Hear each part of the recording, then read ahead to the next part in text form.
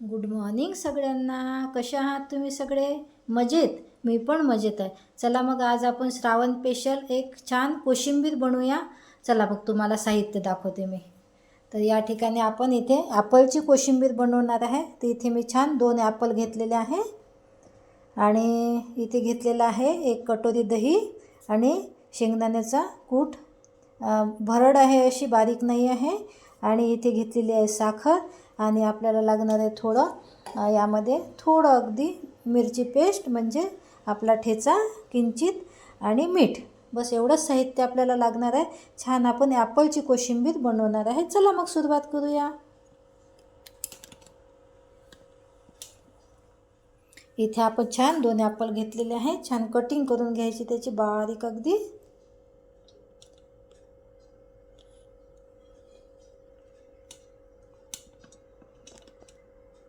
आपण इथे ॲपल छान कट करून घेऊया आता.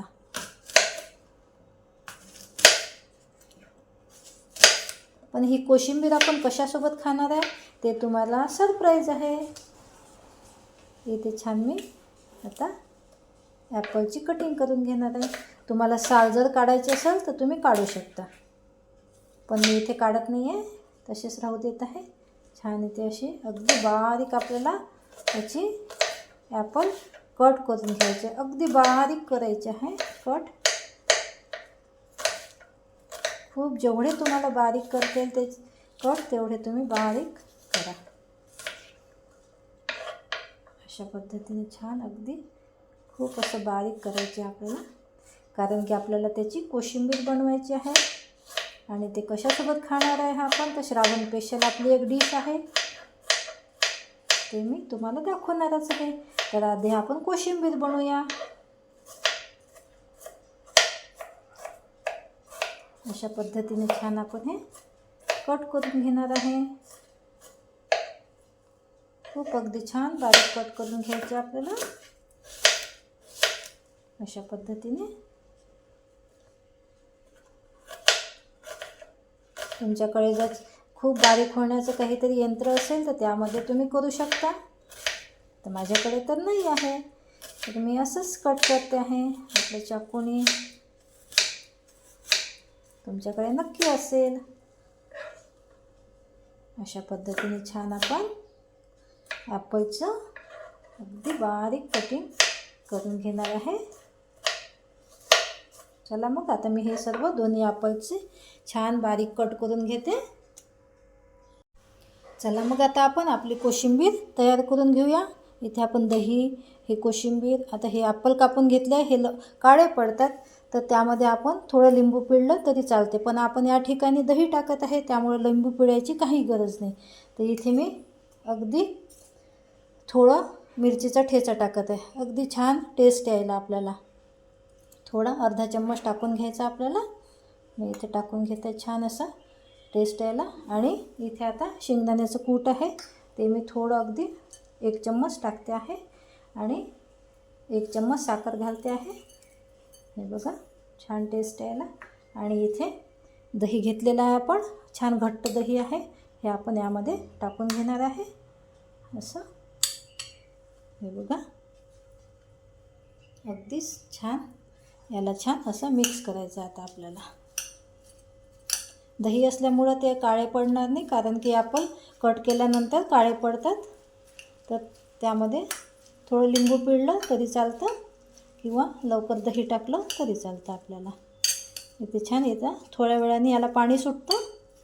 आता तुम्हाला घट्ट वाटत असेल पण याला नंतर पाणी सुटतं थोडं, कारण की दही आणि साखर आहे ते मिक्स झालं म्हणजे त्याला पाणी निर्माण होतं.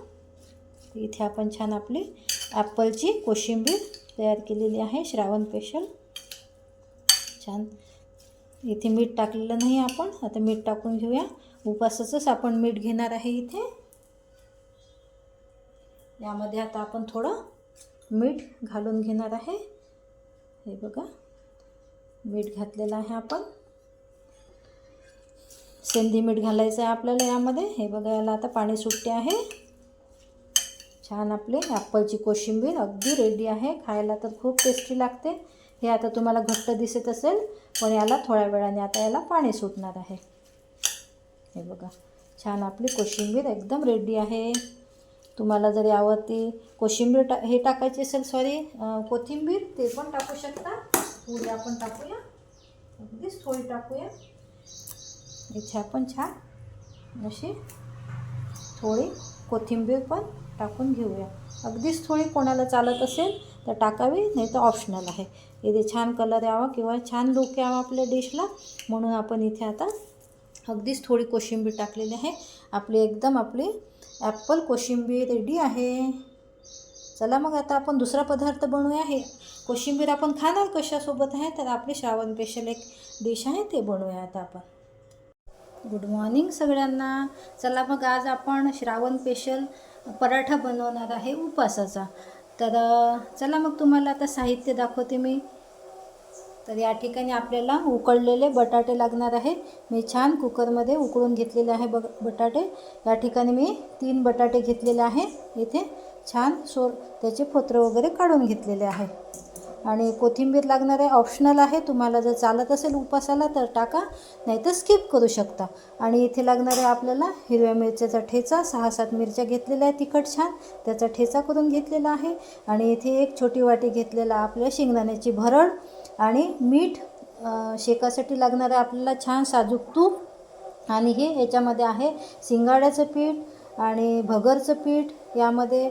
आणि असे हे 2 वाटीभर मी छान मोठ्या वाटीने छान भगर पीठ, शिंगाड्याचं पीठ आणि हे असे 2 प्रकारचे छान पीठ घेतलेले आहे. आणि थोडंसं साबुदाण्याचं पीठ आहे, अगदी 1 चम्मचभर. तर या ठिकाणी मी असे 2 बाऊलभर पीठ घेतलेले आहे. म्हणजे उपासाची भाजणी विकत पण मिळते, तुम्ही बाजारातून पण आणू शकता आणि त्याचे हे बनवू शकता. या ठिकाणी मी माझं सिक्रेट आहे इन्ग्रेडियंट, ते तुम्हाला व्हिडिओच्या शेवटी सांगणार आहे. तोपर्यंत तुम्हाला माझा व्हिडिओ शेवटपर्यंत बघावा लागेल. चला मग आता आपण सुरुवात करूया. इथे मी छान भांडं घेतलेलं आहे अगदीच. त्यामध्ये आपले हे जे मी बटाटे त्याचे साल काढून घेतलेले आहे ते इथे ठेवणार आहे भांड्यामध्ये. आणि त्याला छान मॅश करून घ्यायचं आपल्याला अशा पद्धतीने. हे बघा, अशा पद्धतीने आपण बटाटे छान मॅश करून घेणार आहे. आणि जे भाजणी आपण घेतलेली आहे, तुम्ही बाजारातून पण विकत आणू शकता किंवा घरी पण बनवू शकता. अशा पद्धतीने हे आपण यामध्ये भाजणी टाकून घेणार आहे. इथे आपण दोन्ही पण 2 कटोऱ्या आपण भाजणी घेतलेली आहे. इथे आपण टाकून घेणार आहे. आणि शेंगदाण्याची भरड घेतलेली आहे आपण, ते पण या ठिकाणी आपण टाकून घेणार आहे. छान भरड म्हणजे यासाठी घेतलेली आहे की ते खाताना आपल्याला खूप छान क्रंची लागते म्हणून. आणि आपण हिरव्या मिरच्याचा ठेचा टाकून घेणार आहे.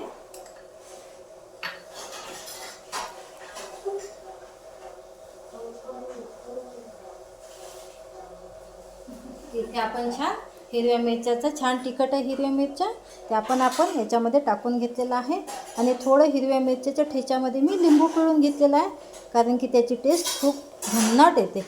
आणि इथे आपण मीठ टाकून घेणार आहे. चवीपुरतं आपण शेंदे मीठ इथे टाकणार आहे. हे बघा, इथे आपण छान मीठ पण टाकून घेतलेलं आहे. आणि इथे आपण छान आपली कोथिंबीर छान कट करून घेणार आहे. अशी कोथिंबीर ऑप्शनल आहे, उपवासाला तुम्हाला चालत असेल तर टाका तुम्ही, नाही तर स्किप करू शकता.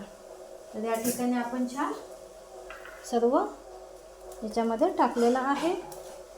हे याला छान असं मिक्स करून घ्यायचं आहे आता आपल्याला. अशा पद्धतीने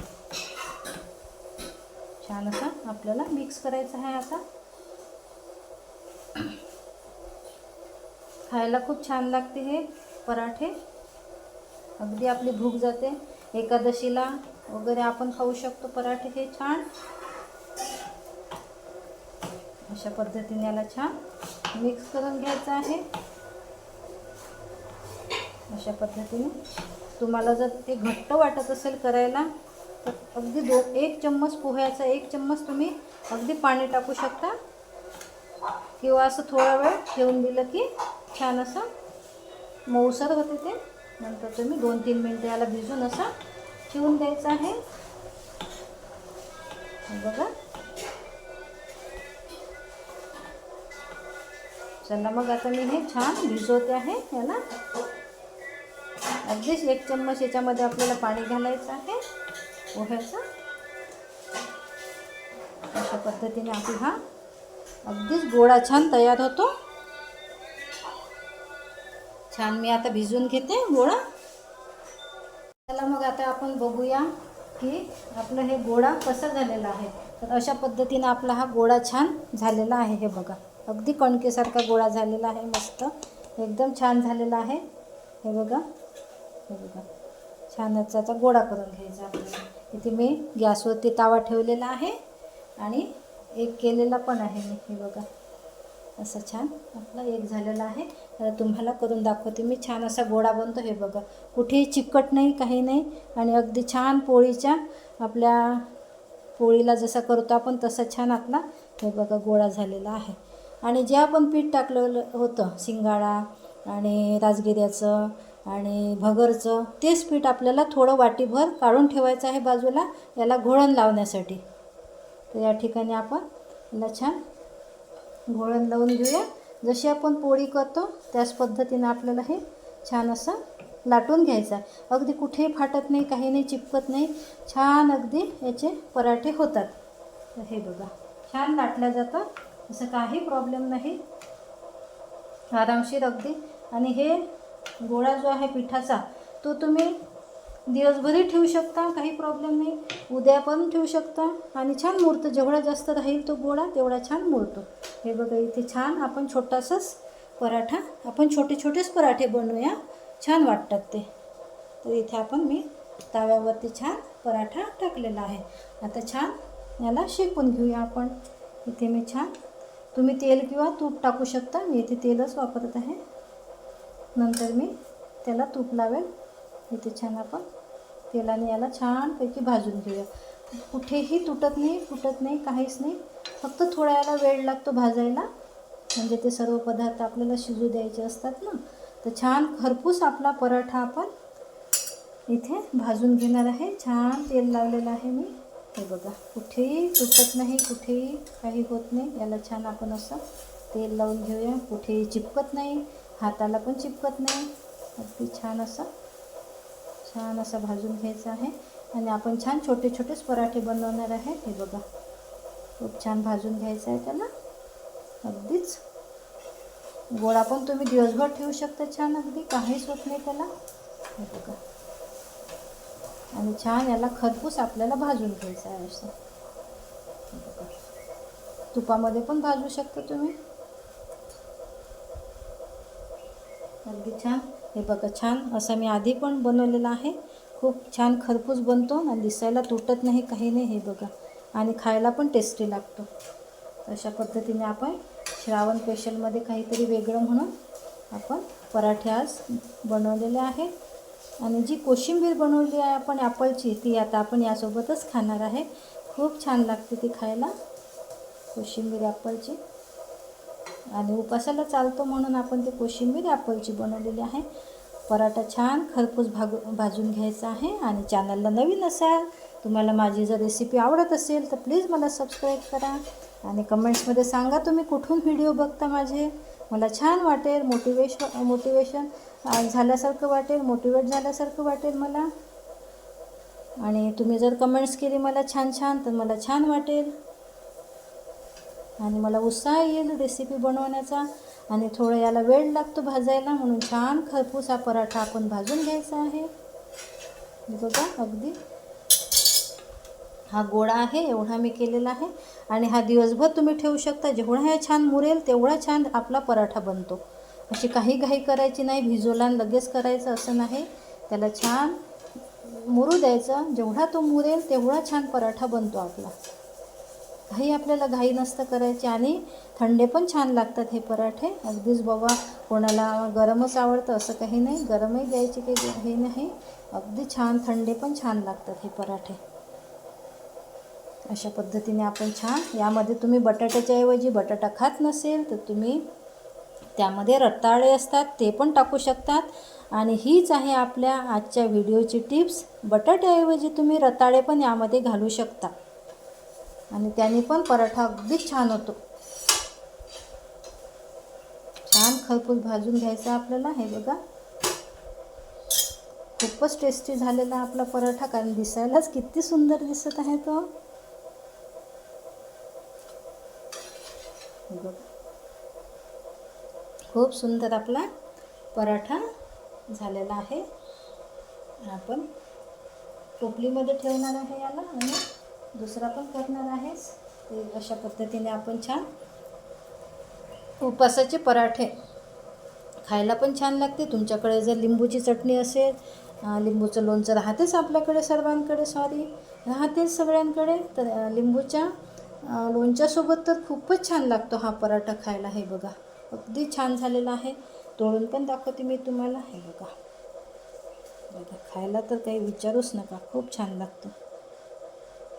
तुम्हाला जर यामध्ये तिखट टाकायचं नसेल तर तुम्ही यामध्ये साखर पण टाकू शकता. गोड पराठा पण बनवू शकता याचा तुम्ही, आणि तो पण खूप छान लागतो खायला.